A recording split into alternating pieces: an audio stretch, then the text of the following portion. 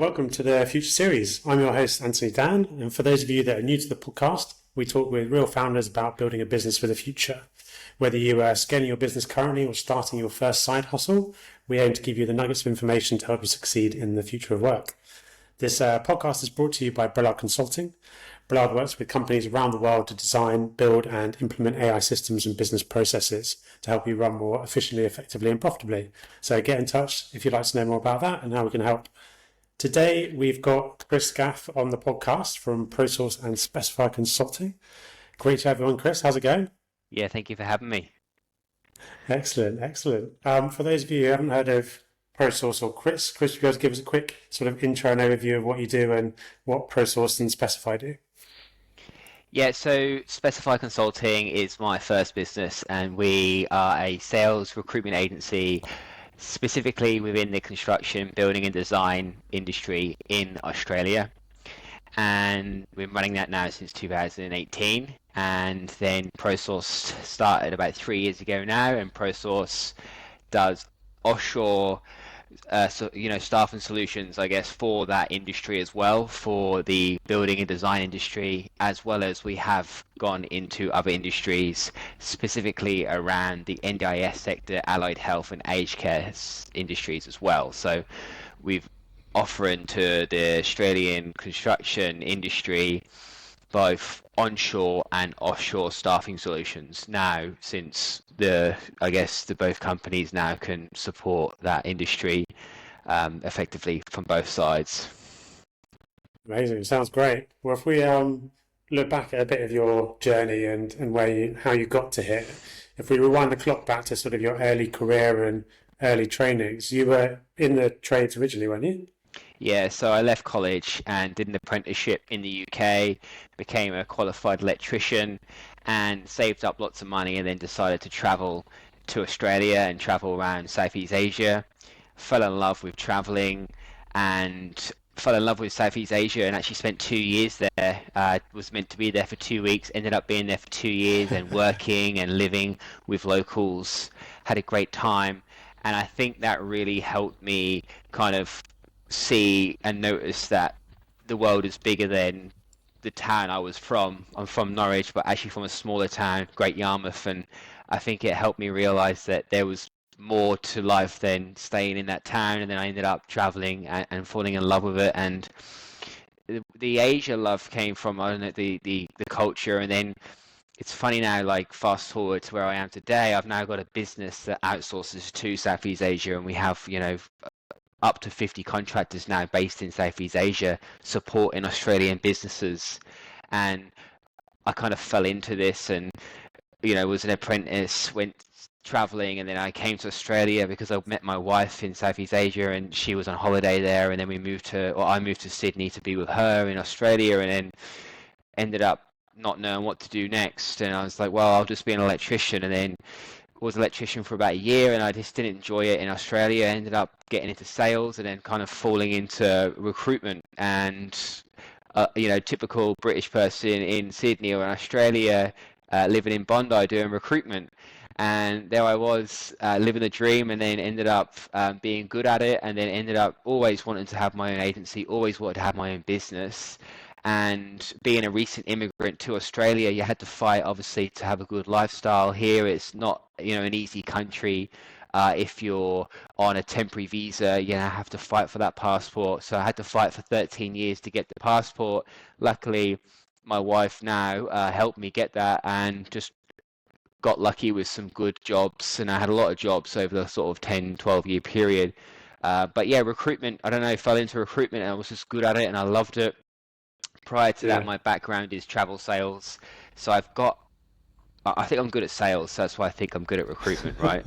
And yeah, it's all sales. Yeah. It's all sales.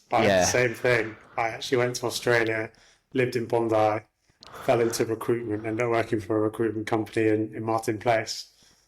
Yeah, we've got a similar background. We discussed that, didn't we, before, I think, because I also was in Martin Place. I've been based in Martin Place for sort of 8 years. But yeah, doing that kind of like bubble between Bondi, the city, being a recruiter, it's a great lifestyle. If you're good at it, I think it's a great job. But always wanted more, always wanted to make a bigger impact, and always loved helping others and helping businesses and helping people get what they want from their businesses, and that's why I think I've always loved recruitment. But then ProSource really was born from wanting to make a more bigger impact and the love for Southeast Asia, because I spent so much time in the Philippines.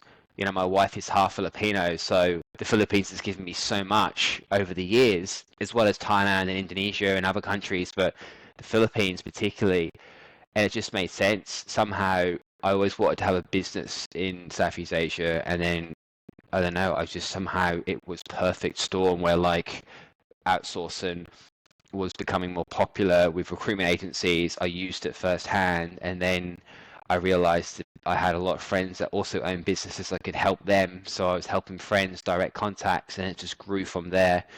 And that's where we are today. Kind of fast forward now to 2026. Now Yeah, ProSource has grown from strength to strength.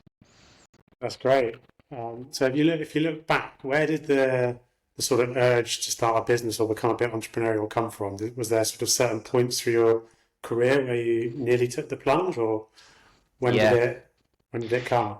good question. So throughout my journey, I guess, to get to this point, I've always had mentors, and from a young age, I sort of started up in my garage a bicycle shop, fixing people's bikes, and I had this little bike business. And then I was DJing at people's weddings and 50th parties, and you know, Nice. my parents' friends, they used to have house parties. I used to be the DJ. Then I created my own sort of DJ business, and then in Southeast Asia, I started my own travel business, which actually failed and put me in a lot of debt back in the day, and I learned a lot from that.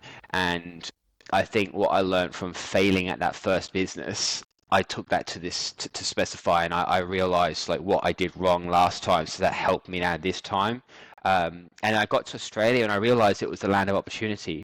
It was a lot easier to make your own destiny, like create your own story, because in the UK I felt like it was more traditionalized. It was where I was living anyway. It was harder. I had more opportunity in Australia. I feel like it was the land of opportunity. It still is, and very entrepreneurial. And I'm very entrepreneurial. I've studied a lot of entrepreneurs. You're like, you know, your Tony Robbins. I've done his courses, and I've also done Brendan Burchard's success habits or high performing habits. I've done his whole curriculum. So I've just upskilled for the last decade in like high performance, what makes people successful, and really try to educate us and immerse myself in that as much as possible to be, you know, every day a better version. And then just naturally, I think I just loved building things, whether that's with my hands early on in my career, and now it's building businesses and building people, building careers for people. Yeah, it sounds fascinating, and you can really see it from your different careers and your journeys through life, how it all accumulated into this moment where it all came together with the Southeast Asia, the Philippines, with the recruitment side, with your like background in electrical and mechanical side, and then Specify was born. So I guess it'd be interesting to know in those maybe like last year, because you were working for a recruitment company, weren't you, before you set up Specify? Yes, yeah, I did 2 years of recruitment before Specify. Nice. Yeah. So when did the idea come about for Specify, and was that something that you were looking to develop on the side, or did you jump straight in? So I was in travel sales, travel industry for 8 years, and Mm. I was on the street in King's Cross or in George Street in the city, pulling backpackers into a travel store and selling them East Coast holidays. So that's where I kind of like started my Yeah, travel career. And then a friend at the time got me that job, and then she'd left and she'd gone to a recruitment agency, and she said, "Hey, come do recruitment." And a lot of people back then were leaving the travel industry to go to recruitment because it was easier to get sponsored, so it was easier to get a passport to be a recruitment consultant. I didn't need that because I was a de facto through my wife, who I'm still with now, and she sponsored me. But I then went to do recruitment at a recruitment agency, and I just fell in love with it. I was really good at it. I remember sitting at my desk one day thinking, like, I had this aha moment. I can still remember that day. I had that aha moment when I was like, I can make a lot of money doing this. I can stay in Australia. I can see a bright future for myself. I love this because I'm also doing what I love, which is sales and helping people, but also it's in an industry that I care about and I'm passionate about, and that's where I kind of started my journey, which was being an apprentice in the construction industry, being on site, and I was obviously an electrician by trade when I left college, and then I was also kind of fell into recruitment, and they put me on a desk in the construction sector because they knew I was an electrician back in the day. So like, okay, what do you want to do? Okay, I don't know what I want to do. It's like, well, we've got this desk.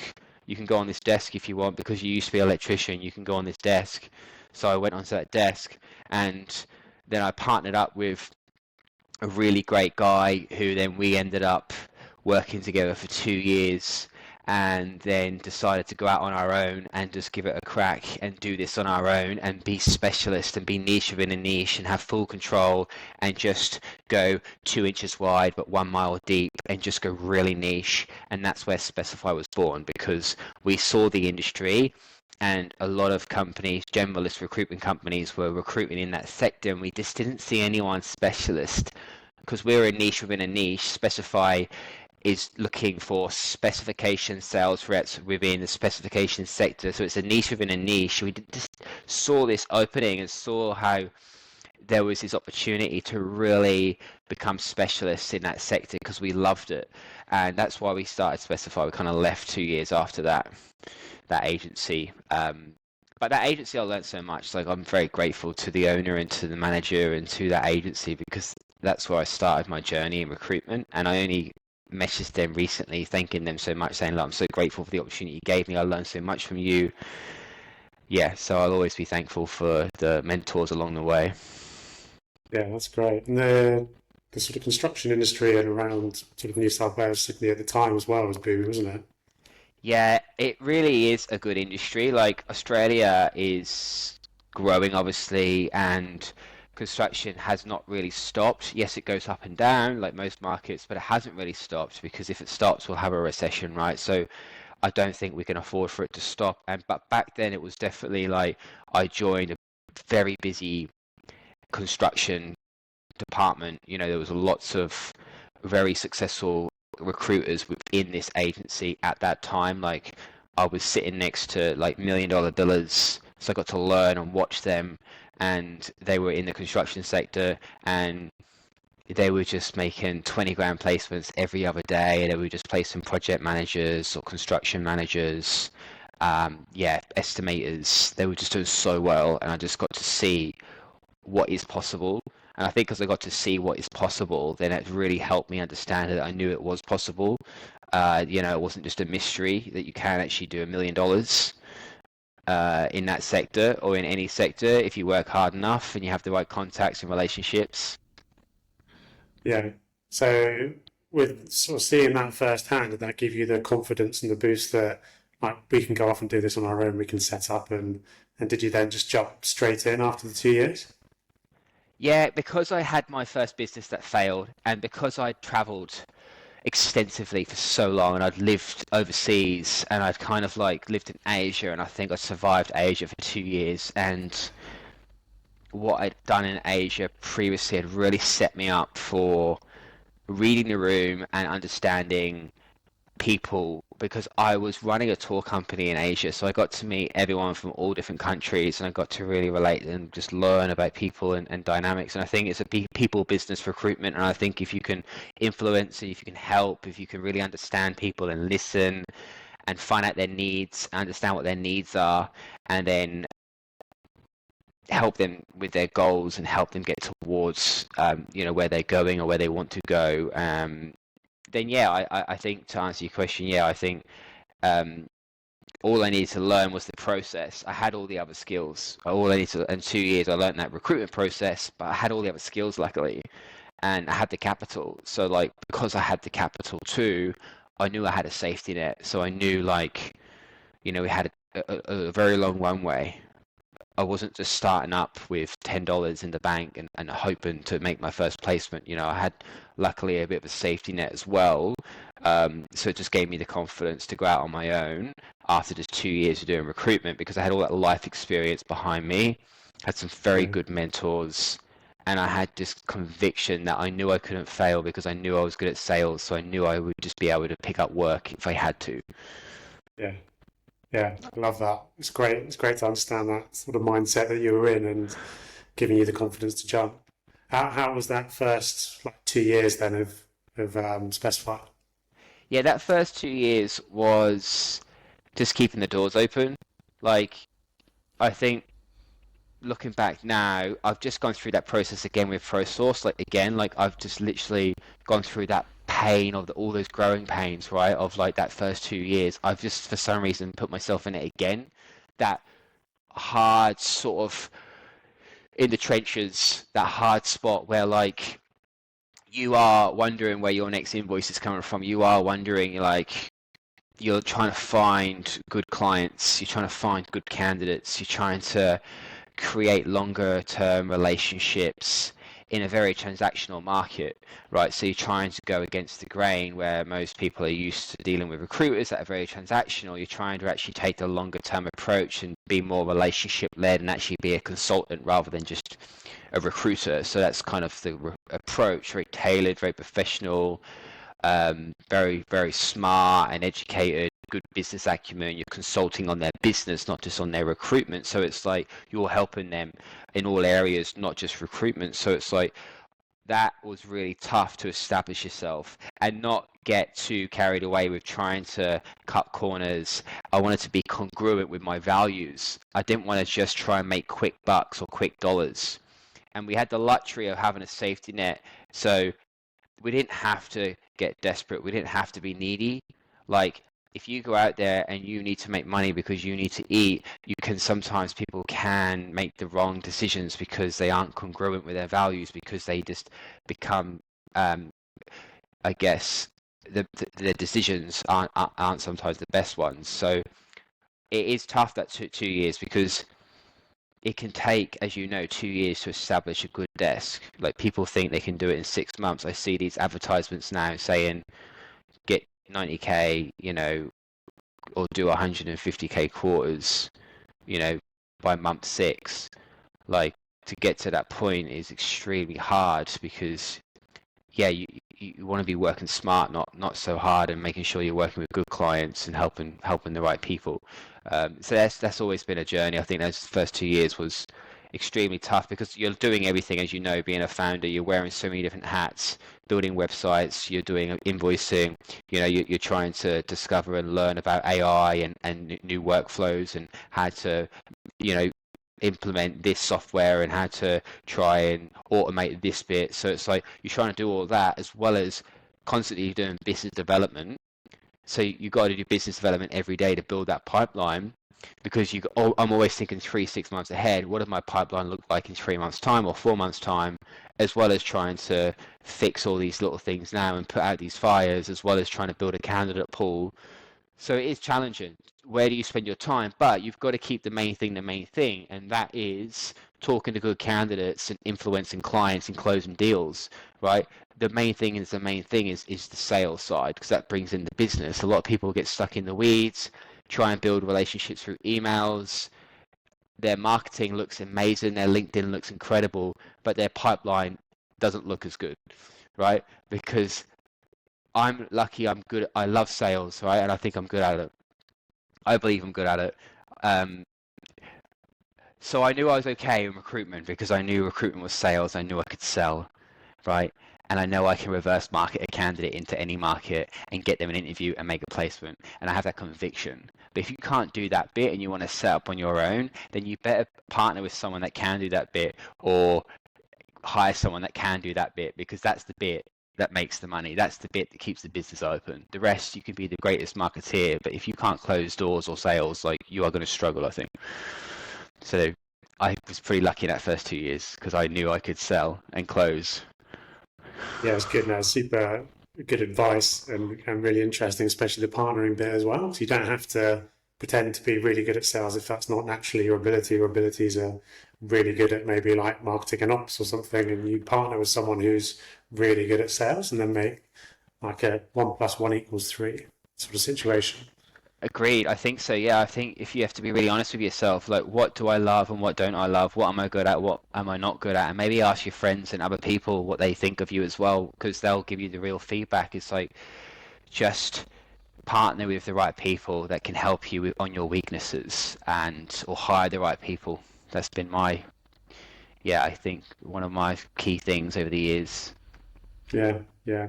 And so you mentioned about being more consultative. So is that where ProSource started to come from? Because I assume if you're providing talent in the Philippines as well, that's more of an ongoing relationship with clients rather than the transactional type. Agreed, and I think it just comes from time in the seat. Like as a recruiter, I'm calling people and I'm like, "Hey, can I help you with, have you got any jobs, or can I help you fill some jobs?" Right? And I'll go to market and maybe I'll find some people, and I might get lucky and fill the job. Right? So that's what you do in your first 6 months of recruitment, most people, and then after doing it for 2, 3, 4 years and just having a love for business, a love for helping people, and I've just loved business from a very young age. And I've studied business quite a lot, and I've studied lots of successful entrepreneurs. And I feel like with outsourcing, it's different because you have to consult even more. You have to show them what's possible. Like people understand recruitment. You go to a recruitment agency, you get given resumes, you interview those people, and then you hire those people if you like them. Where outsourcing is like you have to trust. There's a lot more trust to be built. There's a lot more different solutions you've got to provide.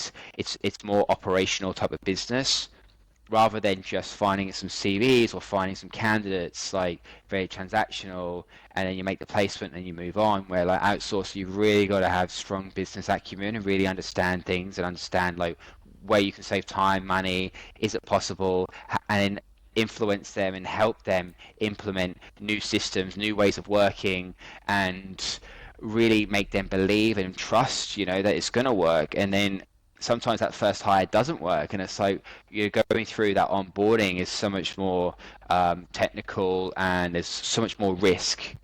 So I think just time in the seat, having that experience of recruiting onshore and having all that business experience, business acumen, and upskilling in that area has helped me now, where like I speak to businesses and I can save them, overheads or costs very easily, because I see the gaps very easily, because I've been there, I've done that, because I've actually been in their shoes, because I've started a recruitment agency. I was using everyone onshore, and then I used offshore people, so I saw the benefit. So I've started from there before. I've walked that path. So Yeah. having walked that path, it helps. You've got credibility. It's like going to a business coach that's never had a business, right? It's like going, to a real estate agent that doesn't own a house. It's like going with someone that's actually been there, done that, does help, because they've walked that path before and they know the mistakes that you can make. They can save you a decade. They can save you hundreds of thousands of dollars, or they can save you some grey hairs, you know. Indeed, indeed. And you mentioned as well, obviously, having to help companies with their ways of working, their systems, etc. How has this new sort of AI wave come in? Has that affected how you're advising clients, and are you implementing that as part of these processes, new ways of working? Not so much at the moment, but I feel clients are more skeptical than ever, because they're getting so many more emails that are written by AI, and so many more um, messages, and marketing now is all, you just don't know. You see a picture, you think, is that AI, is it real? And it's just so many more people now, like, I think, I always fall for it. right? And then I think right now I'm going really hard with AI, right? And I am trying to educate clients on what's possible, because I've actually mastered an outreach, and I know you have too. Your outreach is like on steroids, because it's all being AI driven. But also not forgetting, let's try and do the opposite what everyone's doing right now, where like everyone now is trying to build relationships through AI emails, where like if you can just do the opposite, make that phone call, knock on that door, send that handwritten letter, send a letter to someone. I think that's going to have a lot more impact now with certain stakeholders. Some tech-driven people just love it, and they will just love to talk to an AI agent or chatbot and just get the answer they need. Others need their handheld. They want that interaction. Like we specialize in NDIS sector. They like to do face-to-face meetings, right? And I love that too. I am old Yeah. school. I think old school is best school. I love to make a phone call rather than send an email.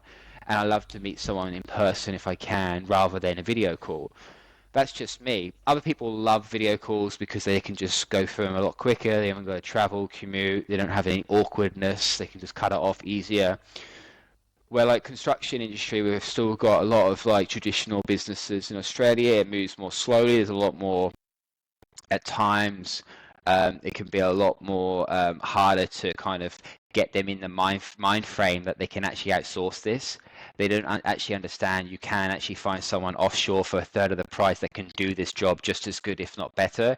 So, but I've already built that trust up with Specify. I've already built that trust over, since 2018. I said, okay, we trust you, Chris. We'll give it a crack. If it works, it work. Like, but there's still there an element of like you've got to just the pain point's got to be big enough too.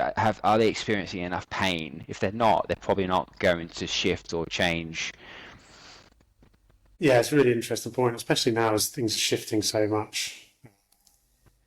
It'll be interesting to see how it sort of shapes the future of work. And I know. there's so many industries like that still that are so old and outdated that are going to struggle to keep up. I mean, for one, like the legal industry, especially in the UK, can't wait for that to get disrupted.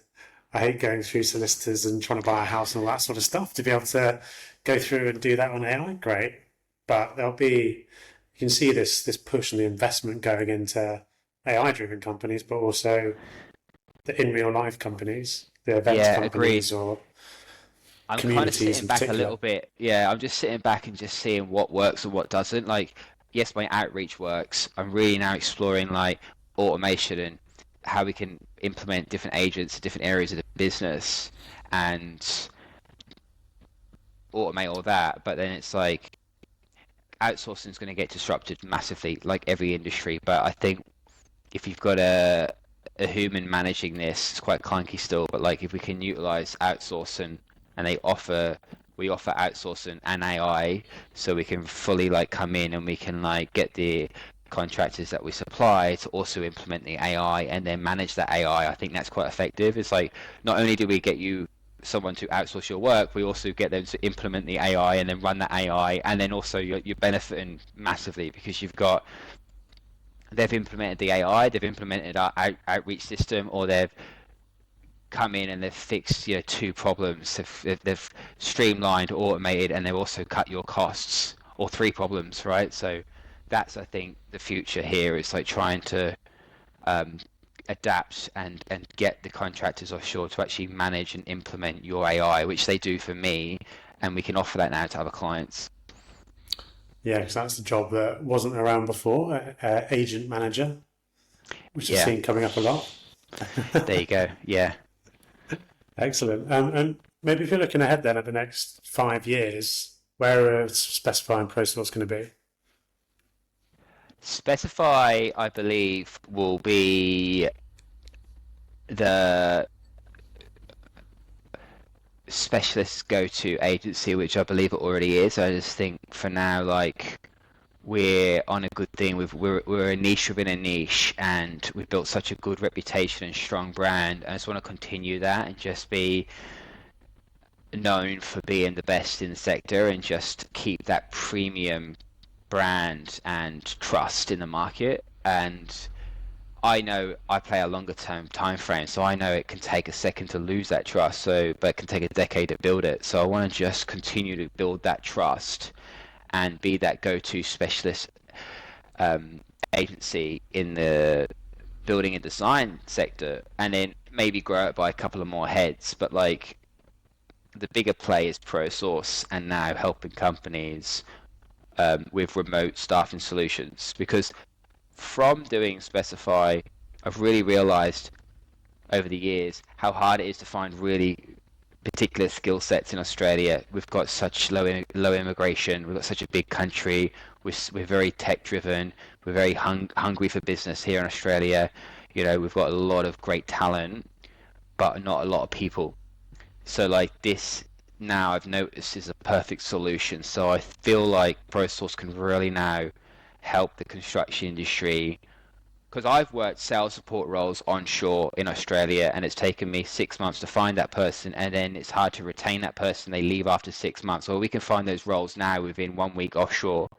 There are a lot of roles I've been working really hard, finding for months, spending tens of thousands on marketing campaigns, delegating all our resources, just doing these searches where they can now be a simple fix very quickly within a week or two, finding someone offshore. So you haven't providing the Australian construction industry with enterprise talent offshore. You've now got degree qualified, you know, sales support people, customer service reps. These people have been to university for 4 or 5 years, and they're now the customer service rep of your business. To get that in Australia, it just is very hard to find someone at that level with that IQ and EQ, of course, is just as important. So it's basically allowing Australian construction companies and NDIS providers to have that access to global enterprise talent at a third of the price Amazing. and just scaling, impacting more people, and then hopefully Europe and the States at some point, but just staying in Australia for now. Good coming, good coming. Amazing. And as sort of just before we finish, if there are any founders or future founders that are listening, what sort of advice would you have to them? Maybe they're still in their early career phase where they're learning what they're good at, what they're not good at, and getting that experience along the way. But if they've got that urge to start a business, what advice would you have for them? My biggest advice is to keep your health because without your health, you don't have your wealth. So look after yourself and look after and watch what you eat because that's where your energy comes from. So just manage your energy.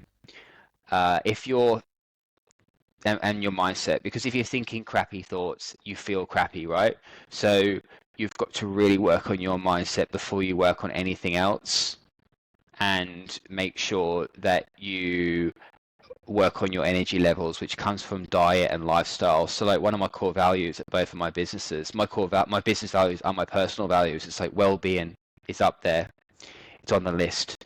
You know, just look after your well-being. And if you have vitality and energy every day when you wake up in the morning, then problems don't seem as big. You can get a lot more done in the day. You can help a lot more people. You're a lot more useful. You're a lot more productive. So if you can master your mindset, upskill, study, if you can eat clean, then you'll have energy and vitality.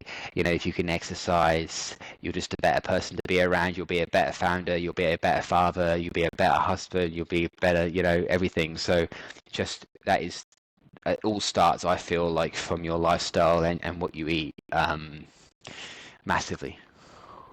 Yeah, no, I love that. I completely agree as well. There's some great books out there about habits to actually start instilling this. You're doing it every day.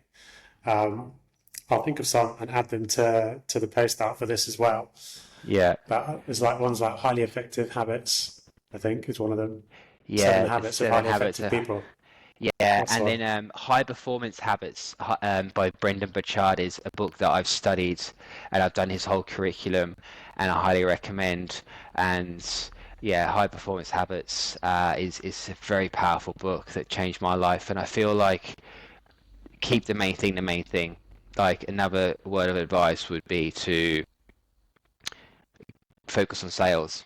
Sales and marketing are the two lifebloods of your business, but just focus, focus on sales and just remember to keep the main thing, and learn how to prioritize. Right? And then if you've got more than three, I heard this today, right? If you've got more than three priorities on your list, then none of them are a priority, if that makes sense. Yeah, So,